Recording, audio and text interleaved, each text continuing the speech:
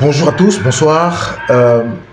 En fonction du lieu où vous recevez cette vidéo, en fonction de là où vous vous trouvez, pour vous capter à votre chaîne Charlie Blog FR, merci de liker, de partager, de souscrire à la chaîne, de commenter, de nous donner les sujets sur lesquels vous voulez qu'on puisse débattre aujourd'hui, qu'on puisse épiloguer aujourd'hui, sur lesquels vous voulez qu'on épilogue.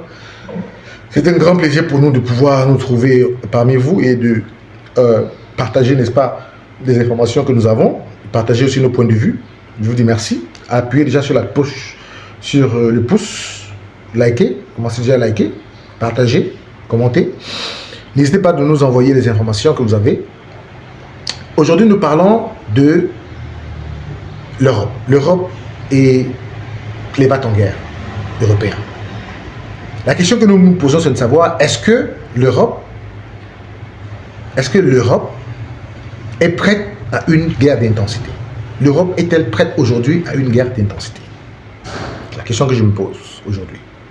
C'est la question que je pose aussi, vous qui avez des informations, vous qui vous suivez l'actualité. Est-ce que vous pensez qu'aujourd'hui, l'Europe est capable de faire face à une guerre d'intensité contre la Russie? C'est la question que je me pose. C'est la question que nous nous posons. Est-ce que l'Europe, telle que constituée aujourd'hui, avec les moyens financiers qu'ils ont, mais avec les capacités militaires qui ont été réduites depuis la fin de la Deuxième Guerre mondiale, qu'ils ont réduit volontairement parce que effectivement on n'imaginait plus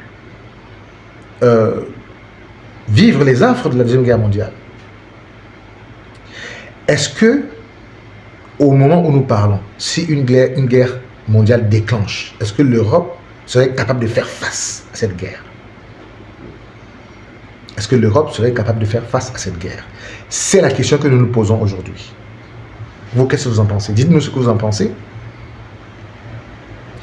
Je pose cette question parce que quand on voit les choses qui se passent, tout ce qui se passe avec l'Union européenne, avec les nations européennes phares, les plus fortes, les plus puissantes, telles que la France, la Grande-Bretagne, l'Allemagne, l'Italie, quand on voit ces nations, quand on voit ces pays qui pour moi sont des bâtons-guerre, surtout la France et la Grande-Bretagne,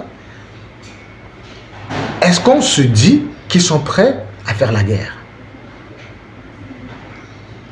N'ont-ils pas ne se rappellent-ils pas des affres de la Première Guerre mondiale, de la Deuxième Guerre mondiale? Sont-ils devenus dorénavant sourds ou aveugles ou malentendants par rapport à effectivement à ce qui s'est passé par le passé? Ces pays qui ont les plus grands historiens du monde, qui ont les plus grands connaisseurs du monde, qui ont les plus grands géographes du monde, qui ont les plus grands philosophes du monde, comment peut-on penser, comment peut-on imaginer de nos jours, avec toutes les armes qui pilent dans le monde entier, les armes nucléaires, conventionnelles, tactiques, j'en passe, comment peut-on imaginer, comment peut-on se laisser, comment peut-on s'abandonner à l'idée de laisser faire une guerre mondiale?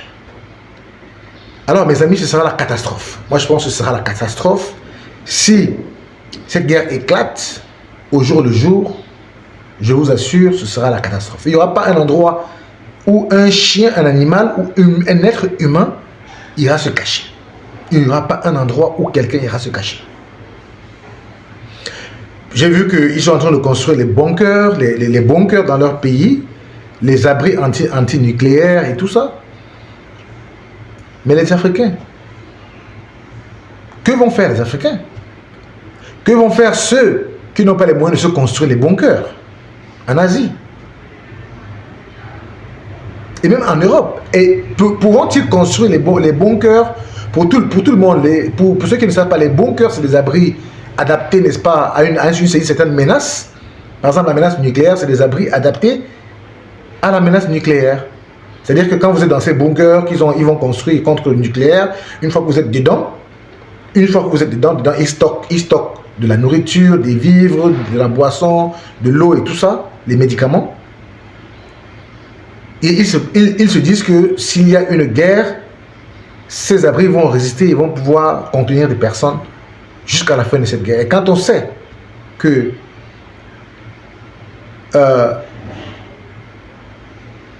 la bombe Hiroshima qui a été larguée par les États-Unis d'Amérique au Japon continue de faire ses effets. Des dizaines d'années après, je pense une trentaine d'années, une quarantaine, cinquantaine d'années, soixantaine d'années après. Peut-être même pas soixantaine d'années, parce que la Deuxième Guerre mondiale, c'était 1930, 1900, je pense, 39, 45, je pense. 60 ans après. Vous me corrigerez hein, si la date n'est pas exacte. 60 ans après. Ou 70 ans après. Non, soyons sérieux les gars. Soyons sérieux. Je crois que il est important de dénoncer ce genre de choses. Ta voix compte. Ta voix compte.